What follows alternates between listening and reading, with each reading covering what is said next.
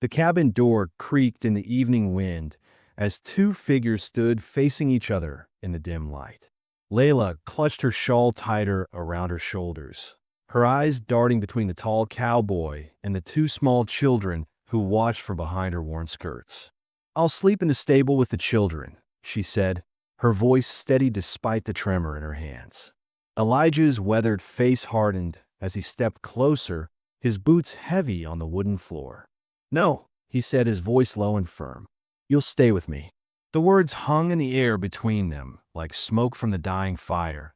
An 8-year-old Ellie tugged on her mother's dress, sensing the tension she couldn't understand. 6-year-old Liam peeked around his sister, his wide eyes moving between the adults who seemed locked in some invisible battle. But this moment didn't happen overnight.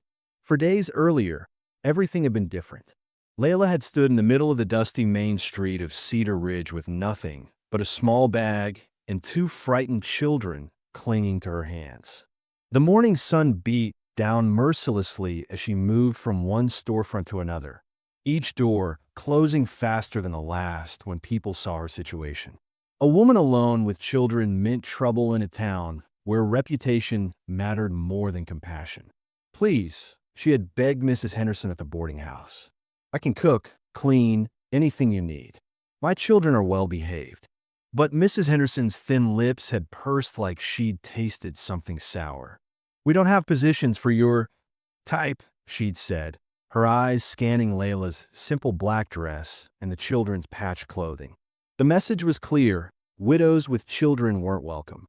By noon, Layla had tried the saloon, the general store, and even the church. Each rejection felt like a slap, but she kept her chin up for Ellie and Liam's sake. They didn't understand why people looked at them with suspicion, why mothers pulled their own children away when they passed. All they knew was that their mama was scared, and that made them scared too. That's when she first noticed him watching. Elijah Morgan leaned against the hitching post outside the bank, his dark eyes following her movements as she went from place to place. He was tall and lean, with the kind of sun-weathered face that spoke of years working under the open sky. His clothes were clean but worn, and there was something in his posture that suggested he was no stranger to being on the outside looking in. When three local men started making crude comments as Layla passed the saloon for the second time, Elijah pushed himself off the post and walked over. "Gentlemen," he said, his voice calm, but carrying an edge sharp enough to cut glass. "I think you have better things to do than bother a lady and her children." The men looked ready to argue until they saw the way his hand rested casually on his gun belt. They scattered like leaves in the wind. Layla stopped walking and turned to face him, her cheeks flushed with embarrassment and gratitude. "Thank you," she said quietly, "but you didn't have to do that." Up close, she could see the lines around his eyes, the careful way he held himself like someone who'd learned not to let people get too close. "Seemed like I did," he replied, tipping his hat slightly. "Name's Elijah Morgan. You're new in town." It wasn't a question. "Layla," she said, then gestured to her children. "This is Ellie and Liam. We're just passing through." The lie came easily, but her eyes betrayed her desperation. She had nowhere to go, and they both knew it. "Looking for work?" he asked, and when she nodded, something shifted in his expression. "I've got a cabin about 5 miles out. Could use someone to cook, keep house. It's honest work, fair pay." He paused, studying her face, room and board included. The offer hung between them like a lifeline thrown to a drowning woman. Layla's heart raced as she considered it. A strange man, a cabin far from town, no one to help if things went wrong. But her children needed food and shelter, and winter was coming fast. "The children," she began. "Welcome too," he said simply. "Place is big enough, and I could use the company." There was something lonely in the way he said it, like he'd been alone for too long. By evening, word had spread through Cedar Ridge like wildfire. The widow woman was going to stay at Morgan's place. Tongues wagged and eyebrows raised. Everyone knew Elijah had been living like a hermit since his wife and baby died 3 years back. What was he thinking?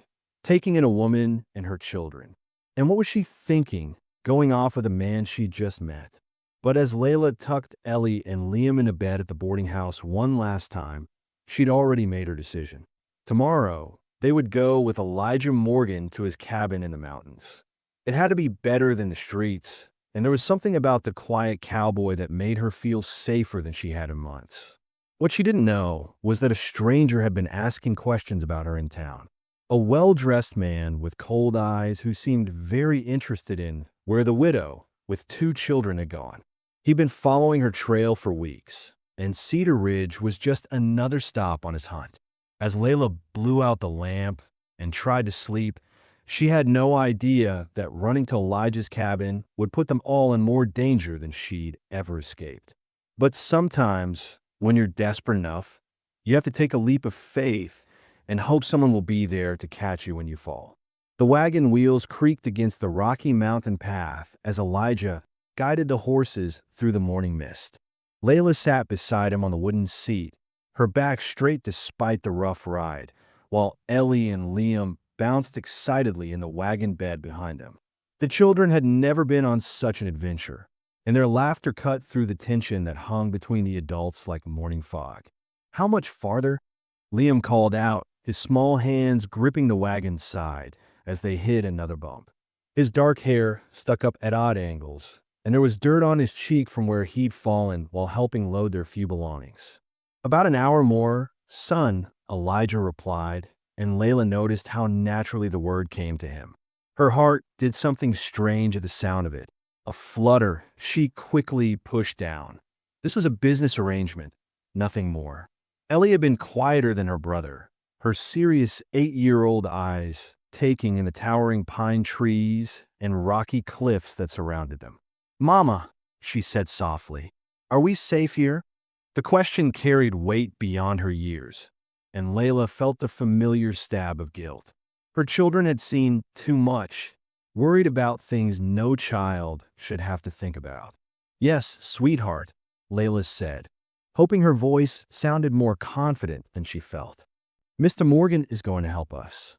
She glanced at the quiet man beside her, noting how his hands held the reins with practiced ease, how his eyes constantly scanned the path ahead and the forest around them.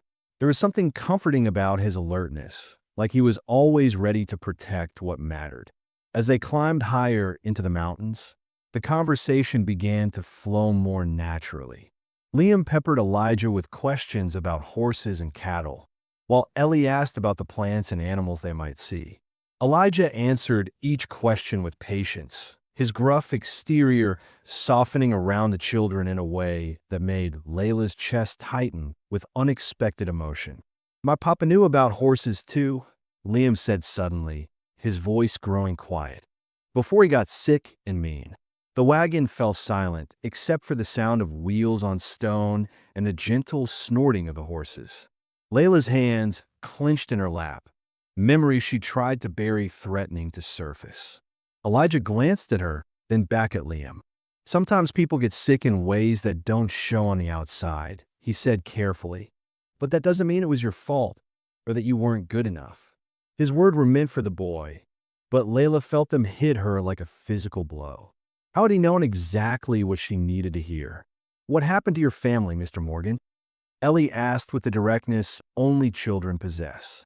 Layla started to scold her for being rude, but Elijah held up a gentle hand. "Lost them to fever 3 winters back," he said simply. "My wife Layla and our baby boy Daniel. That's when I stopped coming to town much." His voice was steady, but Layla could see the pain that still lived in the set of his shoulders, the careful way he spoke about them. "I'm sorry," Layla said quietly. "That must have been terrible." She understood loss, knew how it could hollow you out and leave you wondering if you'd ever feel whole again. "It was," he admitted, "but maybe that's why we found each other. Sometimes broken things can help fix each other." The words hung in the air between them, honest and raw, and Layla felt something shift inside her chest. Maybe she wasn't the only one who felt like damaged goods. When they finally reached the cabin, Layla's breath caught in her throat. It sat in a small clearing surrounded by tall pines, with a view of the valley that stretched for miles. The log walls were solid and well built, with a wide front porch and glass windows that caught the afternoon light. But there was something sad about it too, like a house that had forgotten how to be a home. "It's beautiful," she whispered and meant it. Ellie and Liam had already jumped down from the wagon and were running around the clearing, their excited shouts echoing off the mountain walls. For the first time in months, they looked like normal children instead of scared refugees. Inside, the cabin was clean but empty of warmth. The furniture sat like soldiers in formation, everything in its place but nothing that spoke of life or love. Layla could see where a woman's touch had once made it welcoming. The carefully chosen curtains, now faded, the kitchen arranged for family meals that no longer came. Layla picked out most everything, Elijah said, following her gaze. "I haven't changed much since." He trailed off, but she understood. Changing things would mean accepting they were really gone. "It has good bones," Layla said diplomatically, already mentally rearranging furniture and imagining how to bring life back to the space. "The children and I won't be any trouble. We'll earn our keep." That first afternoon flew by in a flurry of activity. Layla cooked a real meal in the kitchen, while Ellie and Liam explored every corner of their new home. Elijah chopped wood and tended to the animals, but she could feel him watching them through the windows, as if he couldn't quite believe they were really there. Dinner was awkward at first for people trying to figure out how to be around each other. But Liam's endless chatter about everything he'd discovered broke through the tension. And soon even Elijah was smiling at the boy's excitement about the barn cat who'd let him pet her. "Can we stay here forever, Mama?" Ellie asked as Layla helped her get ready for bed in the small room that would be theirs. The question was innocent enough, but it hit Layla like a punch to the stomach. How could she explain that forever wasn't something they could count on? "We'll stay as long as we can, sweet girl," she said instead, braiding Ellie's long hair with gentle hands. "But remember, this isn't really our home. We're just visiting. It feels like home," Ellie said stubbornly. "And Mr. Morgan is nice. He looks at you the way Poppy used to, before he got sick." Layla's hands stilled in her daughter's hair. "What do you mean?" she asked carefully. "Like you're pretty," Ellie said matter-of-factly. "Like he wants to take care of you." Out of the mouths of babes, Layla thought, her cheeks warming despite herself. As she tucked the children into the big bed they would share, Layla tried not to think about Ellie's words or the way her heart had raced when Elijah's hand had brushed hers while clearing the dinner dishes. This was temporary. It had to be. But as she lay in the main bedroom that night, listening to the wind in the pines and the gentle sounds of her children sleeping peacefully for the first time in weeks, she allowed herself to imagine what it would be like if this could be real. If they could be a family instead of just survivors. In the main room, Elijah sat by the dying fire, staring into the flames and thinking about how the cabin had felt alive again today. How Layla's ghost seemed less heavy with Layla's laughter filling the space. How right it had looked to see children running through rooms that had been silent too long. Outside, dark clouds gathered on the horizon, promising a storm. And somewhere in those clouds, a lone rider pushed his horse harder, following a trail that was getting warmer with each passing hour. The hunt was almost over, and soon he would have what he'd come for. The woman and children had run far enough. The storm hit just after midnight with the fury of nature unleashed. Thunder crashed like cannon fire across the mountains, and lightning split the sky in jagged white lines that turned night into day for brief, terrifying moments. Rain hammered against the cabin windows with such force that Layla worried the glass might shatter. "Mama!" Liam's frightened cry cut through the thunder as water began dripping through a weak spot in the bedroom roof. Within minutes, the steady drip became a stream, soaking the bed where the children huddled together in fear. Elijah appeared in the doorway, his hair damp from checking the other rooms. "Roof's giving way in here," he said, his voice calm despite the chaos outside. "You'll have to move to the main room by the fire. It's the only dry spot left." Layla gathered the children's blankets, while Elijah moved their few belongings. The main room felt smaller with all four of them crowded around the stone fireplace. But the warmth from the flames pushed back both the cold and their fear. Ellie pressed close to her mother's side, while Liam curled up like a puppy against Elijah's leg, no longer shy about seeking comfort from the man who'd become their protector. "Tell us a story, Mr. Morgan," Ellie whispered as another crack of thunder shook the cabin. "Something happy." Elijah looked uncertain for a moment, then began talking about his childhood on his grandfather's ranch, painting pictures with words of summer days and gentle horses, of a grandmother who made the best apple pie in 3 counties. His deep voice was soothing against the storm's rage, and gradually both children's breathing evened out as sleep claimed them. But Layla couldn't sleep.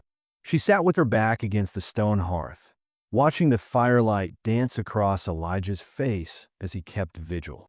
The storm outside seemed to mirror the turmoil in her heart, all the feelings she'd been trying to deny swirling like the wind that rattled the cabin walls. "You don't have to stay awake," she whispered, not wanting to wake the children. "I can watch over them." "Not just them I'm watching over," he replied quietly, his dark eyes meeting hers across the dying fire. The words hung between them, heavy with meaning that neither was quite ready to face. "Elijah," she began, then stopped. How could she explain the war going on inside her?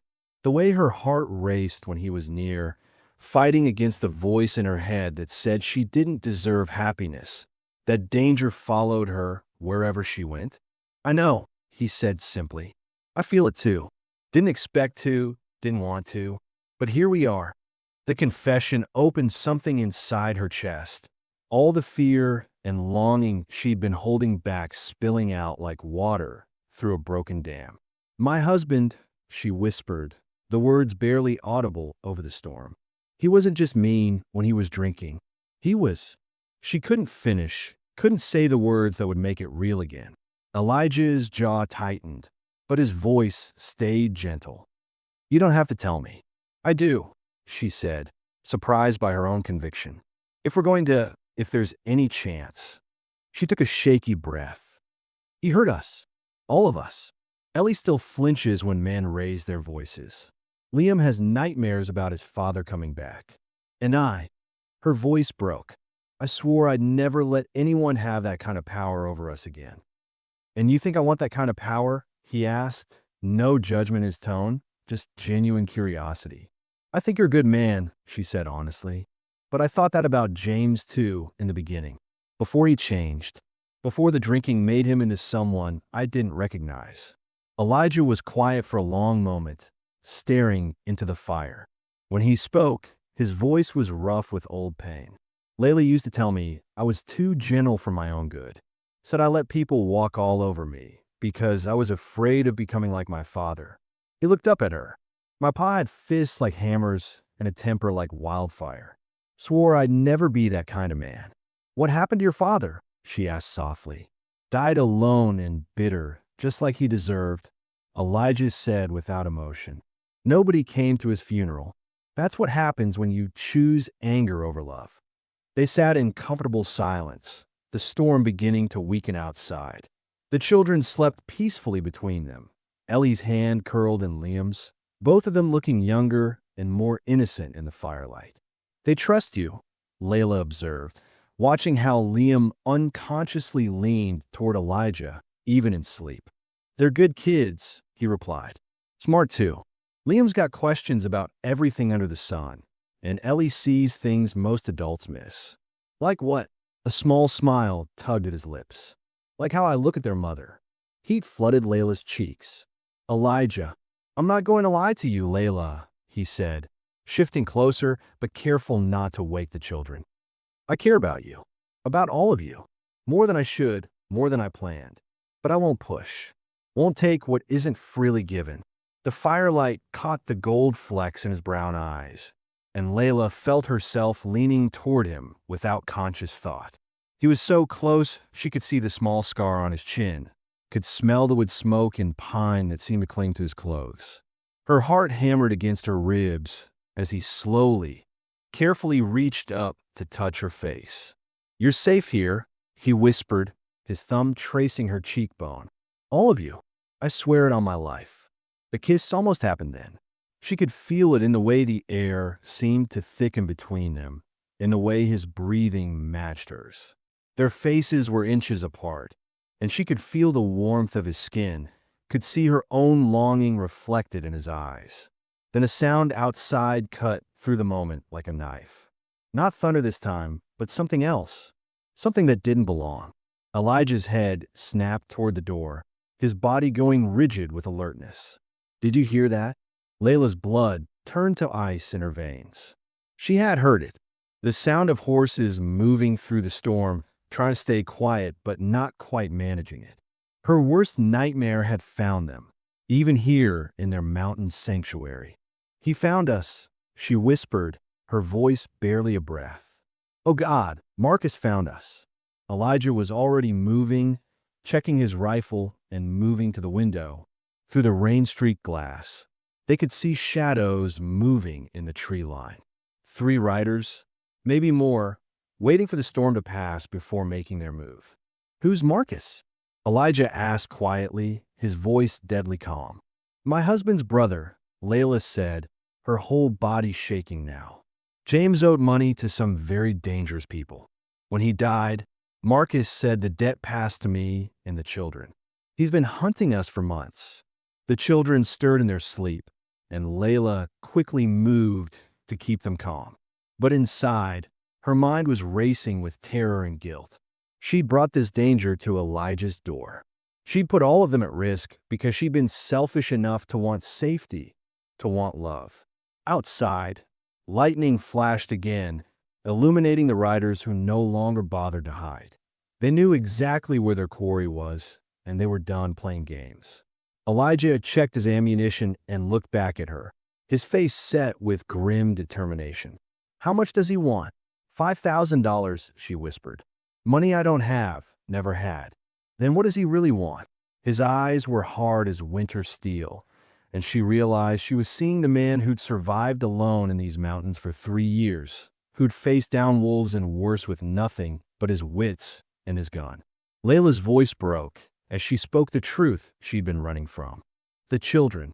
He says if I can't pay the debt, he'll take them as payment, sell them to cover what James owed." The silence that followed was more terrifying than the storm had been. When Elijah finally spoke, his voice was soft as silk and twice as dangerous. "Over my dead body." Outside, the storm began to clear, and with the dawn would come the fight of their lives. Dawn broke gray and cold over the mountains. The storm clouds retreating like beaten soldiers across the sky. Elijah had spent the night positioned by the window, his rifle ready, watching the shadows that moved just beyond the tree line. Marcus and his men were patient predators, waiting for full light before making their move. Layla had barely slept, holding Ellie and Liam close as they huddled together on the floor by the fireplace. Every sound outside made her heart jump. Every creak of the cabin settling made her wonder if this was the moment everything would fall apart. The children sensed the danger, even in their sleep, clinging to her with desperate fingers. "Mama," Ellie whispered as pale light began filtering through the windows. "Are the bad men really here?" Layla smoothed her daughter's hair, trying to keep her voice steady. "Yes, sweetheart. But Mr. Morgan won't let them hurt us. I promise." Liam rubbed his eyes and looked around the cabin with the confusion of a child waking up somewhere unfamiliar. We saw Elijah by the window with his gun. Reality crashed back. "Are they going to take us away?" he asked, his small voice breaking Layla's heart. "No," Elijah said firmly, turning from his watch to face the boy. "Nobody's taking you anywhere. You hear me, son? You and your sister belong here now." The word belong hit Layla like a physical blow. In all their running, all their fear, she'd never dared to hope they could actually belong somewhere again. But there was something in Elijah's voice, a fierce certainty that made her believe him. A shout from outside cut through the morning quiet. "Layla, I know you're in there." Marcus's voice carried across the clearing, smooth and confident. He'd always been charming on the surface, the kind of man who could smile while he destroyed your life. Come out and let's settle this like civilized people. Elijah motioned for them to stay low as he moved to the door. How many? He called back, his own voice carrying the authority of a man who'd faced down danger before. Just me and two of my associates, Marcus replied. We're not here to cause trouble. Just want what's owed. What's owed is nothing, Elijah shouted back. The woman and children are under my protection now. Best you ride on. Marcus's laugh was cold as winter wind. Morgan, isn't it? Heard about you in town. The hermit cowboy with the dead family. This isn't your fight. It is now. Elijah said simply, and Layla felt her heart break open at the quiet conviction in his voice. He was willing to die for them, for children who weren't even his, for a woman he'd known less than a week. Look, Marcus called, his tone becoming more reasonable. I'm not unreasonable. The debt was $5,000, but I'm willing to negotiate. Maybe we can work something out. Just send the woman out so we can talk. Layla started to stand, but Elijah's hand on her shoulder stopped her. Don't even think about it, he said quietly. Men like him don't negotiate. They take what they want and leave nothing but pain behind. But if I don't go, you'll get hurt, she whispered. The children need you alive, not dead trying to protect us. The children need their mother, he replied. And I need.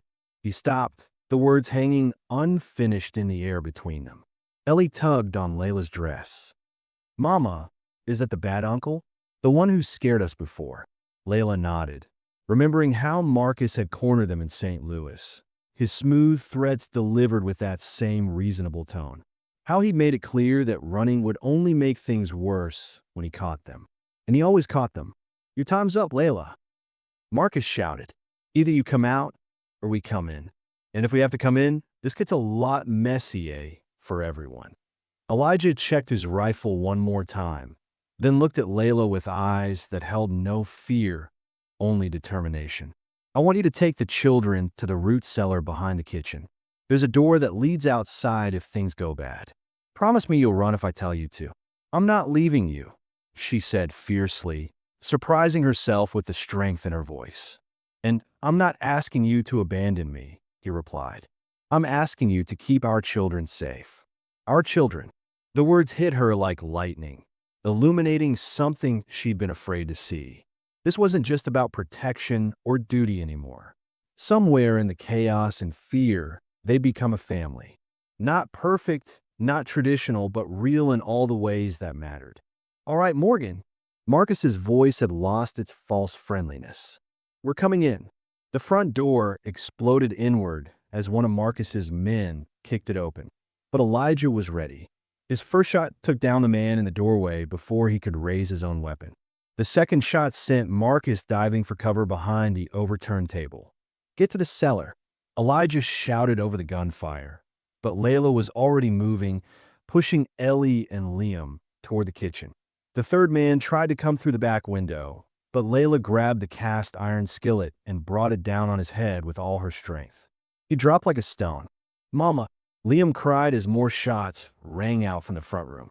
I'm here, baby, she said, helping both children down into the root cellar. Stay down and don't come out no matter what you hear, understand? But instead of following them down, she grabbed the fallen man's pistol and headed back toward the fight. If Elijah was willing to die for her family, she was damn well going to fight for his. She found him behind the overturned couch, blood seeping from a graze on his arm. Marcus was across the room, using Layla's old rocking chair as cover, his own gun trained on Elijah's position. It's over, Marcus, Layla called out, her voice steadier than she felt. Your men are down. Right away now, and we won't come after you.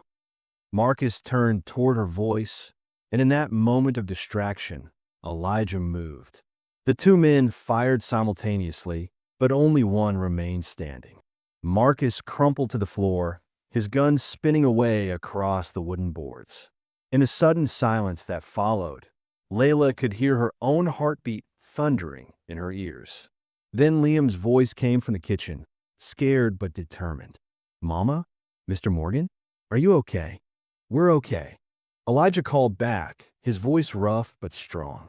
"It's over," as the children came running, throwing themselves into hugs and tears of relief. Layla found herself looking at the destroyed cabin that had briefly been their sanctuary. Furniture overturned, windows broken, bullet holes in the walls. But they were alive. All of them were alive. "The town sheriff will want to know what happened," Elijah said, checking his wounded arm. "But Marcus won't be bothering anyone else." Ellie looked up at him with wide, serious eyes. "Does this mean we can stay? Really stay?" The question hung in the air like smoke from gunpowder. The danger was over, the threat eliminated. There was nothing keeping them here, now, except choice. Layla could take her children and disappear again, start over somewhere new, where she could choose something different, something that terrified her more than Marcus ever had. "I'll sleep in the stable with the children," she said quietly, the same word from days ago that seemed like a lifetime. Elijah stepped closer, his dark eyes holding hers. "No," he said, his voice firm but gentle. "You'll stay with me." This time, the words meant everything. Not just sleeping arrangements, but a choice about their future. About whether they would be four separate people sharing space or a family sharing a life. Ellie and Liam looked between them, hope shining in their young faces. They'd been through enough moves, enough temporary arrangements, enough uncertainty. What they wanted was written clearly in their expressions. They wanted to belong somewhere. With someone. With him. Layla felt the weight of the moment settling on her shoulders. Her answer would change everything for all of them. There'd be no going back from whatever she decided right here, right now, in this bullet-scarred cabin that somehow felt more like home than anywhere she'd ever been. The morning sun streamed through the broken windows, lighting up the dust motes that danced in the air like possibilities. Outside, birds were beginning to sing again, as if the world was celebrating their survival. And inside, for people who'd found each other against all odds, waited for the words that would decide their fate. Her answer would change all their lives forever. Layla looked into Elijah's eyes, seeing not just the man who'd protected them, but the future she'd been afraid to dream of. The cabin was destroyed around them, furniture overturned and windows shattered. But somehow it had never felt more like home. Ellie held her breath. Liam clutched his sister's hand, and the morning sun painted everything in golden light as Layla made the choice that would define the rest of their lives. "Yes," she whispered, then louder, stronger. "Yes, I'll stay with you. We'll stay with you." The joy that lit up Elijah's face was like watching the sunrise. Ellie squealed with delight and threw her arms around both adults, while Liam hooped and danced around the room, stepping carefully over the debris. They were a family now, officially and completely. No more pretending it was just a business arrangement. "Really, Mama?" Ellie asked, her eyes shining with tears of happiness. "We don't have to move anymore. We can stay here and be a real family." "Really, sweetheart," Layla said, her own voice thick with emotion. "If Mr. Morgan will have us." "It's Elijah," he said softly, reaching out to touch her face with gentle fingers. "And there's nothing I want more in this world than to have you all stay. Forever." The next few hours passed in a blur of practical matters. The sheriff arrived with several townspeople who'd heard the gunshots echoing across the valley. Word spread quickly that the mysterious strangers who'd been asking questions in town were the same men who'd tried to harm the widow and her children. Instead of judgment, the community offered support. "Always knew there was something off about those men," Sheriff Thompson said as he examined the scene. "You did what any man would do protecting his family, Elijah. No one's going to fault you for that." Mrs. Henderson, the same woman who'd turned Layla away at the boarding house, arrived with a basket of food and tears in her eyes. "I'm sorry," she said quietly to Layla. "I should have helped you when you needed it. We all should have." "It's all right," Layla replied, meaning it. Everything worked out the way it was supposed to. By afternoon, half the town had come by to help repair the cabin. Windows were replaced, furniture mended, bullet holes patched. What had been a house of sorrow just days before was transformed into a home filled with laughter and the sound of community working together. "Looks like you're stuck with us now," Elijah said to Layla as they watched Liam help one of the men fix the front door. "Town's adopted you whether you like it or not." "I like it," she said simply. "I like belonging somewhere." That evening, as the last of the townspeople headed home, Preacher Williams lingered on the porch. He was a kind man with gray hair and gentle eyes who'd been serving Cedar Ridge for more than 20 years. "Been thinking," he said to Elijah and Layla as they sat watching the children play in the yard. "Might be nice to make this official. Have a proper ceremony. Let the whole community celebrate with you." Layla felt her cheeks warm, but Elijah reached over and took her hand. "What do you say?" he asked. "Want to be my wife in the eyes of God and everyone else?" The proposal was simple, sitting on a porch that still smelled of fresh wood and new beginnings. No fancy words or elaborate gestures, just an honest man asking an honest question with their children giggling in the background and the mountains standing witness around them. "Yes," she said, the word coming easier this time. "Yes, I like that very much."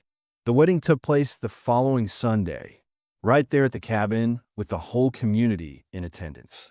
Layla wore Layla's wedding dress, which Mrs. Morgan had kept carefully preserved and insisted on bringing out for the occasion.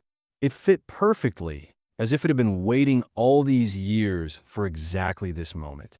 Ellie and Liam stood proudly beside them as Preacher Williams spoke about love finding a way even in the darkest times, about families being built through choice as much as blood.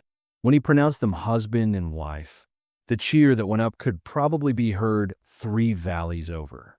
"You may kiss your bride," the preacher said with a smile, and Elijah did, soft and sweet and full of promises for all the tomorrows they'd have together. The celebration lasted until well after dark, with music and dancing and more food than they could eat in a week. But the best moment came when they were finally alone, the children asleep in their own room, and the house quiet except for the crackling of the fire. "Are you happy?" Elijah asked as they sat together on the couch, Layla's head on his shoulder. "I'm terrified," she said honestly. "But yes, I'm happy. Happier than I ever thought I'd be again." "Good," he said, pressing a kiss to the top of her head. "Because I plan on spending the rest of my life making sure you stay that way." The weeks that followed settled into a rhythm of domestic bliss that Layla had never experienced before. She woke each morning to the sound of Elijah chopping wood and the children's laughter, spent her days teaching them their letters and helping with the endless tasks of running a mountain homestead. Evenings were for family time, stories by the fire, and the quiet conversations of 2 people learning to be married. The cabin expanded as their life grew. Elijah added on a proper schoolroom where Layla could teach not just Ellie and Liam, but other children from the area whose parents valued education. They bought cattle and chickens, planted a garden that would feed them through the winter, and slowly transformed the lonely hermit's retreat into a bustling family home. Ellie bloomed like a flower in spring, her serious nature giving way to giggles and games as she realized she was truly safe. Liam grew bold and confident, following Elijah around like a shadow and learning everything there was to know about horses and cattle and being a man. Both children called him Papa now, and the joy in his eyes every time they said it never got old. But it was the quiet moments Layla treasured most. Elijah's hand finding hers as they sat on the porch watching the sunset. The way he looked at her when she was teaching the children, like she was performing miracles instead of just showing them how to write their names. The kisses that grew deeper and more passionate as winter approached, promising even more intimacy once the cold weather drove them inside together. One evening in late October, as the first snow dusted the mountain peaks, Layla realized she had news to share. She'd suspected for a few weeks, but hadn't wanted to say anything until she was certain. Now, watching Elijah help Liam with his arithmetic while Ellie read aloud from her favorite book, she knew it was time. "Elijah," she said quietly after the children had gone to bed, "I have something to tell you." He looked up from the ledger where he was recording their expenses, concern flickering in his eyes. "What is it? You look like you're about to burst." "I am," she said, taking his hands in hers. "We're going to have a baby." The silence stretched between them for a heartbeat, then two. Then Elijah's face transformed with wonder and joy so pure it took her breath away. "Really?" he whispered. "You're sure?" "Really," she confirmed. "Are you happy?"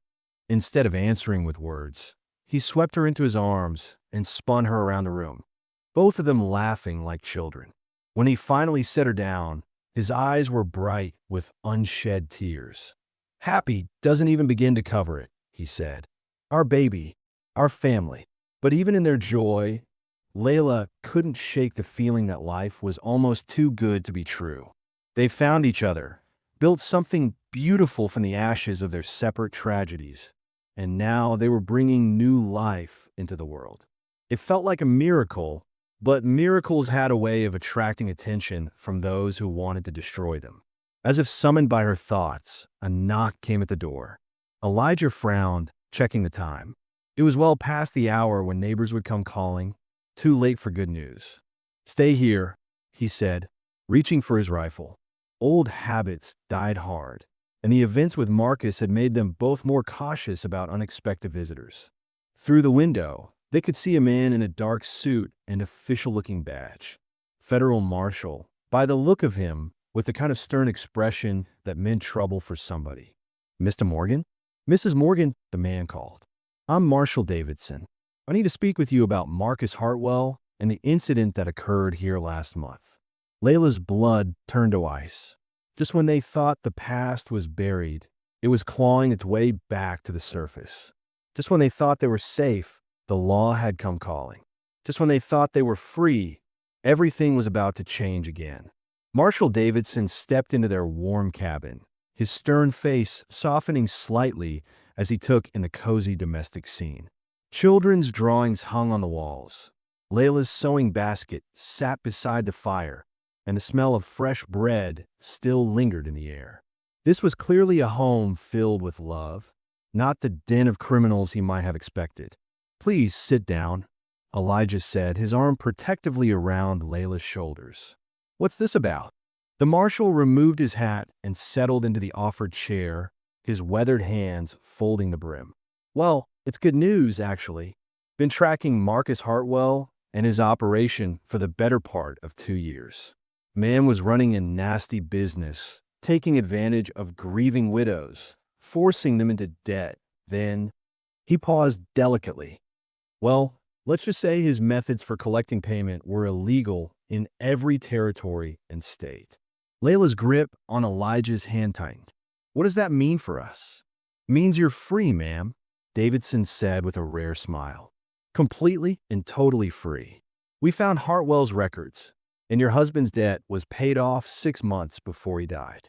Marcus was running a fraud, pure and simple. You never owed anybody anything."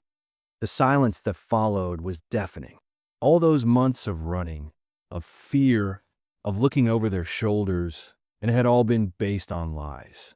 Layla felt tears streaming down her face, but for the first time in years, they were tears of pure relief. "There's more," the marshal continued. "We recovered quite a bit of money that Hartwell had stolen from families like yours. Turns out, there's a reward fund that's been set up for his victims. You're entitled to compensation for what you've been through." Elijah shook his head in amazement. "How much compensation?" $3,000, Davidson said. "Should be enough to help you folks get properly settled, maybe expand this place a bit." He looked around the cabin approvingly. "Though it looks like you've done pretty well for yourselves already." After the marshal left, promising to send the paperwork and money within the month, Layla and Elijah sat in stunned silence. Ellie and Liam had slept through the entire visit, unaware that their world had just become completely, finally safe. "It's over," Layla whispered, the words feeling strange on her tongue. "It's really over. It's just beginning," Elijah corrected, pulling her close. "Our real life is just beginning." 1 year later, the cabin had grown into a proper homestead. The money from the marshal had helped them add 2 more rooms, a larger kitchen, and a real schoolhouse where Layla taught not just their own children, but a dozen others from the surrounding area. Their son Daniel had been born healthy and strong, his dark hair and serious eyes marking him clearly as his father's son. Ellie, now 9, had grown into a confident young lady who helped her mother with the baby and the younger students. She still remembered their desperate journey to the cabin, but now it seemed like a story from someone else's life. This was her real life, surrounded by love and security and the knowledge that she would never have to run again.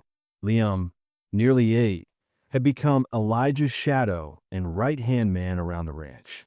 He could ride almost as well as an adult, knew every cow by name, and had completely lost the frightened, hunted look that had once haunted his young face. When people asked about his father, he spoke of Elijah with pure love and pride, as if there had never been any other pop in his life. The community had long since accepted them as one of the founding families of Cedar Ridge. Elijah's ranch had become one of the most successful in the area, employing several local men and supplying beef to 3 neighboring towns.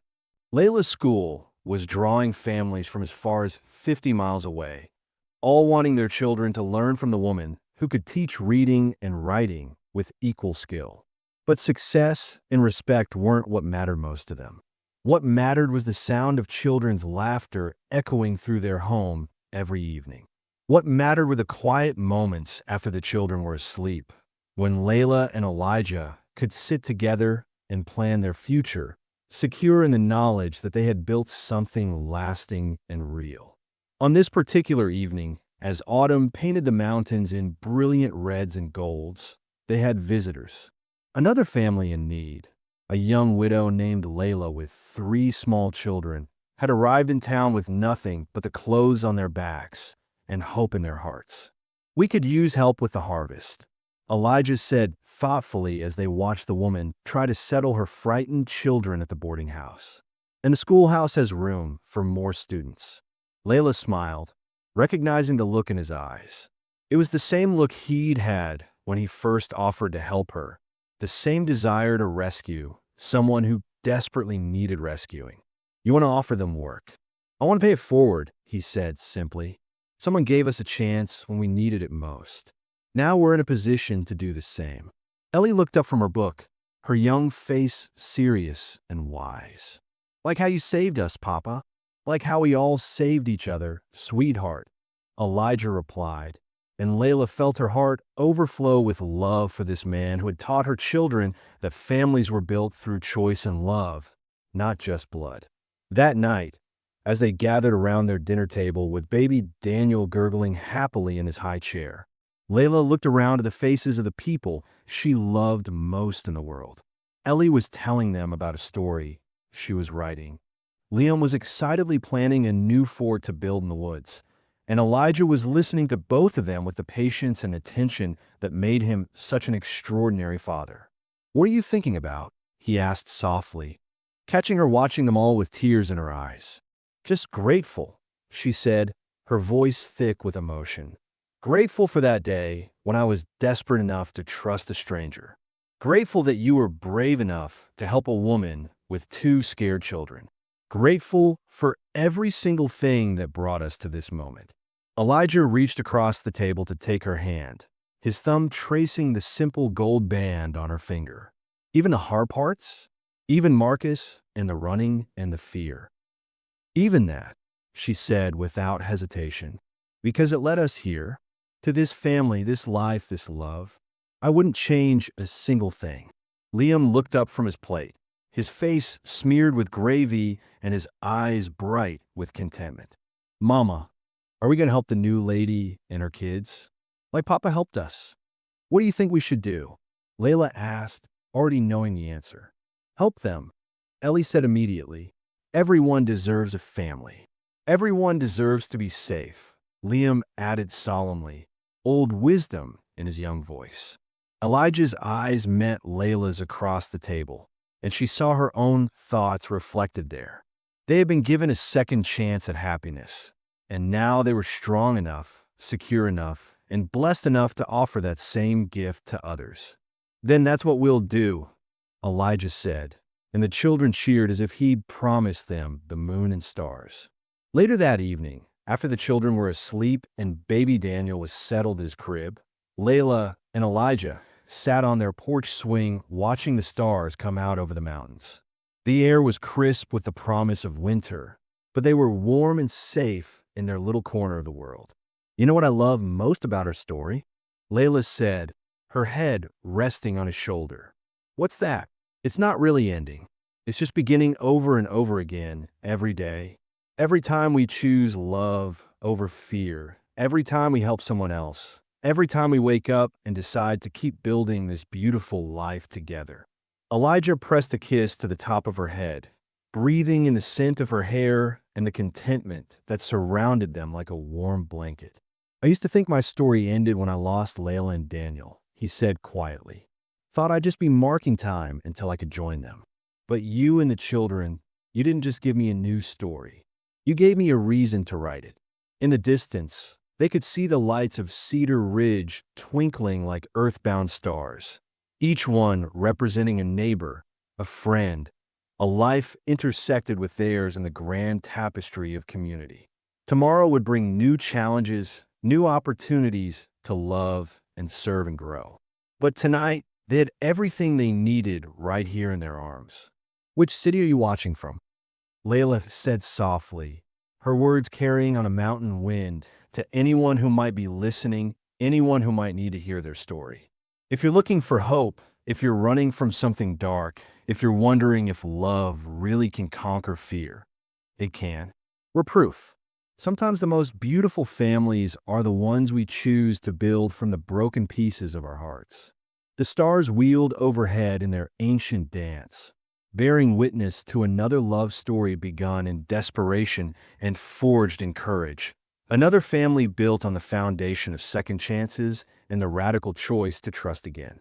And in the cabin where it all began, for people who had found each other against all odds, slept peacefully, secure in the knowledge that some stories really do have happy endings.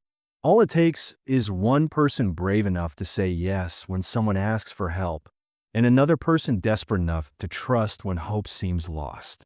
Sometimes that's all it takes to change the world.